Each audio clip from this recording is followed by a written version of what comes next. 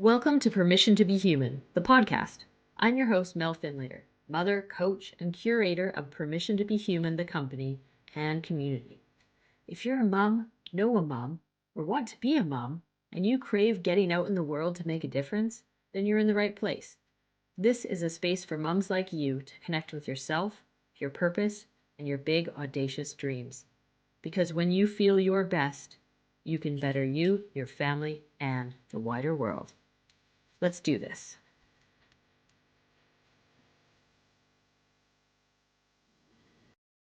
Oh my goodness, dream guest today. Today we have Emma McAdam, who runs Therapy in a Nutshell. And she has so graciously agreed to come on and chat to us about her journey, her big audacious dream, how she became this 1.6 million subscriber YouTube person, and how she's out there with the mission of making mental health skills more accessible so that millions of people can get better at feeling. How stinking amazing is that? So tell us about you. Who's Emma? Yeah, I'm Emma McAdam.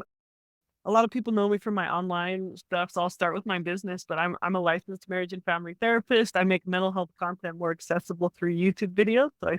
About 7 years ago, so my first daughter was born, and I had been working full time as a therapist, and I quit to be her mom, and I had two problems at the same time. One was that I was going a little bit crazy because I was like simultaneously a little bit too like stressed and a little bit too bored all at the same time, which is how I experienced motherhood. And also, I had people who just kept asking me questions about mental health. And they just asking questions, and I wanted to help them and help more people. So in my like early morning hours, I started making videos, writing videos about the topics I wish people had access to, like the mental health education. I wish people had more access to. So that's me, the short version, I guess. That's a short version of your business side. What would the other side be? Yeah, great question. I am. Ooh, do I ever talk about my? Um. Okay, so yeah, like I'm in the thick of motherhood. Got these four girls. They're a little bit spicy. They've got curly hair. A couple of them are redheads. I live in Utah. We like the outdoors. We do a lot of, well, we try to get out and go camping and stuff. I definitely was like kind of a granola. I did recreation management as my bachelor's degree and did a lot of like outdoorsy things, working at camp, worked in a couple of wilderness therapy programs where we lived outside, hundreds of nights camping outside. And, now I'm trying to So I finished nursing my baby, and I'm trying to like get back into shape, like get back into climbing. You'll see I've got like tape on my hand. I like tore my tendon climbing a few weeks ago. Like I'm a complete nerd. I'm into all sorts of random stuff. I like to go looking for fossils. I like looking at bugs. I like taking pictures. I'm into archaeology. I do metal detecting as a hobby when I Amazing. can, which is like once or twice a month. Yeah, I like playing outside in my garden, riding my bike. Amazing. That sounds so good. There's so many things in there. I'm like, oh, my daughter would love you. So I think one of the things I would say, and this is a big part of the work I do, is to take a bigger step back and look at emotions in general. And I think for hundreds of years, psychology was dominated. I'm not a raging feminist, but here I go. Dominated by white males who told people that basically, you have five emotions and they're all bad except for happiness. Fear Yeah. is bad, guilt is bad, jealousy is bad. Like all these feelings are bad. And the goal of life is to feel less, to not have those feelings. Unless they're happy, then it's okay. Have a bunch of that.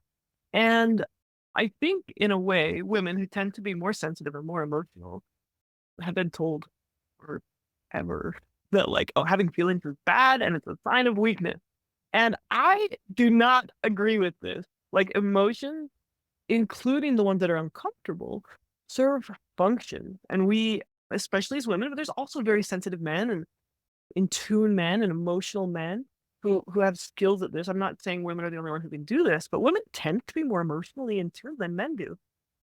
We have this immense capacity to feel and observe and learn from our emotions and to channel them into action, into living the life that we value.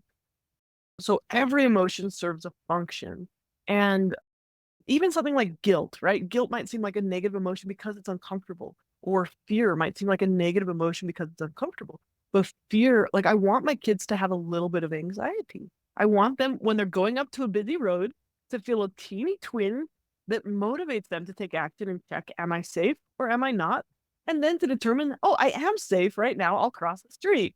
And that's what emotion should do. So we should be able to feel emotions, listen to them, and then choose whether they're giving us important information or not. And sometimes they lie to us, like our emotions are liars. And then we choose what action to take in line with our values. And by values, I mean like the kind of life we want to live. So when I think you're talking about the video where I talk about changing our labels around anxiety and deciding to shift it into excitement. And I think for a long time, women have been told you shouldn't feel that way. You're too sensitive. Stop being like that. Let's calm down. You're overreacting. You're being too sensitive. And that whole idea is to take an activated, energetic emotion like anxiety and just try and stuff it. The women have been kind of swallowing the emotions, putting them in their backpack, carrying them around with them, absorbing them into their bodies, eating them, all these things. So are we just holding them instead of and research shows it's very difficult to switch an activated emotion into a lower energy emotion like calm and peace in a direct manner, right? Like it's much harder to take anxiety and just be like, just calm down, than it is to be like, take that anxiety about how messy your house is and channel it into vacuuming. Let's go. Right? And so one of these psychological techniques is removing the judgment from anxiety, and instead of saying I shouldn't feel anxious, this is bad, say, oh, anxiety is a form of excitement. I'm going to channel it into action. I'm anxious about going to college. Oh, I'm excited about the opportunities I have to go to college. I'm anxious about this date. I'm excited to try something new and stretch myself, and just changing our judgment of emotions a little bit into something that's actionable and it's still a high energy level instead of just suppressing and shutting down. So there you go. Was that nutshell enough for you? I would love to hear more about your story. So, you went from this in person, I assume, maybe online as well, therapy, right? And do you still do some of that now? So I haven't done it for about a year. My youngest daughter was born about 20 months ago, and I was gonna start seeing new clients again after about a year. And then she got sick. So we've been kind of managing an autoimmune condition with her, and I haven't gone back to doing therapy, but I'm hoping in the fall that I'll be able to get back to doing therapy because I just love doing therapy. Yeah. Yeah. And what was it like to have that journey from like shifting away from that to this different way of helping? Yeah. So I started my YouTube channel in 2017, and it was really just a passion project. I just like really cared and I wanted to make this content. And I made content for 2.5 years. And I had like a pretty small following. I think I had like at the end of 2.5 years, I had 20,000 followers on YouTube. And I was like, wow, I can't believe that. That's amazing. But I was making about $20 a month Yeah. on that. And it was a lot of work. We had our third child, and me and my husband were like, we don't have time anymore to make this. I was about ready to quit my YouTube channel. And there's a few other details in there. Like I learned some more strategies. I learned about what SEO is, which is search engine optimization, how to get found on the internet. And I was about ready to quit at the beginning of 2019. And I'm a religious person. I said a prayer and I felt very strongly that I needed to just continue for a little bit longer. So this was January of 2020 at this point. I was like, I gotta quit. My family's too busy.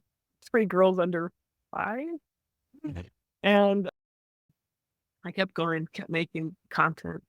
And in 2020, my channel took off. 2 of my videos went viral. I got like 100,000 subscribers, and all of a sudden we were making enough revenue that we could like hire a babysitter.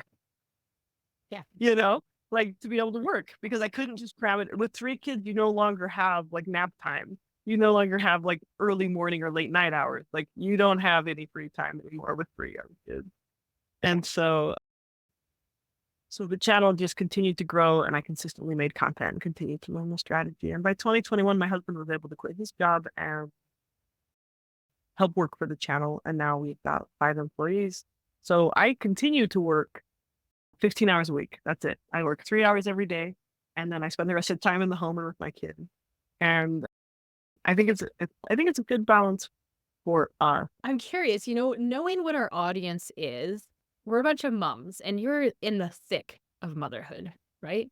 What do you Yeah. think we need to know? Like, what's the most important piece of knowledge if you were creating a channel right now for like this is for mom? What would you really want to say to them? I would say a couple things. First thing I would say is you don't have to do more. Like you don't have to just do more, more, more. And there's a big draw to that. Like I like, and I mean this in a sincere way, but I know if I work full time, we could make another $1 million a year. Like we can make $1 million more than we're making. And I don't want to. Like I'm choosing not to, because I'm choosing to like make my one video a week, and that's my impact. And we're doing okay financially. Like it's fine. Everything's fine. And I think there's a tendency to feel like I should be doing every single thing and all the things. And like as a social media creator, like clearly I ought to be on TikTok. I ought to be on Twitter. I ought to be using Facebook more. I probably should like look at my Instagram page once in a while.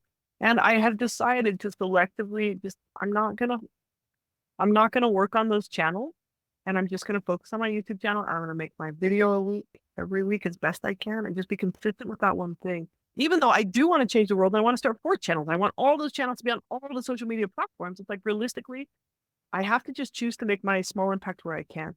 And I do think that as moms, we have to selectively choose like what our focus is going to be and where our attention's going to be. And it's really hard when we're pulled in so many directions. Oh, should I have my kids in 10 activities? Should I be doing the PTA? Should I be cleaning my house perfectly? Should I be wearing makeup every single day? I don't. You don't have to do more to have a big impact. Raising your children with love is a massive impact. Yeah. Like that changes the world. Being friendly in your neighborhood has a massive impact. And if you want to choose like one other area that you want to have a massive impact, do that. But don't feel like you have to do all the areas. Like join the PTA, wear makeup every day, look beautiful, whatever it is. But it's like, I think the draw is to do too many things and feel guilty when we don't. And so I just say like, it's okay to just be really selective. Yeah. And I think that manifests in how I do my work, but also in my family life. That would be my number one piece of advice. And the other thing I would say is that genuinely caring about a big audacious dream is gonna hurt. It's gonna hurt. It's like painful, not because you're not gonna reach your dream, because caring about that dream when you also have to say no to it for a while to take care of your kids, or you're up in the middle of the night so you can't do things at your optimal capacity. Like maintain, like still caring about your dream instead of numbing yourself to it requires emotional muscle. So like I'm gonna keep caring, I'm gonna hold on, and I'm gonna love even though it hurts. I'm gonna dream even though it hurts, even though like this season might not be my season. It takes a lot of like heart and willingness to feel. And the only alternative is to try not to care. To Yeah, try I've not to done feel. that. I've tried that a lot of times. I feel like a lot of people have. It doesn't really work. It's not good. No, it makes No. us all sad. Yeah, exactly. Exactly. Yeah. My YouTube channel is called Therapy in a Nutshell, and that's my website too, therapyinanutshell.com.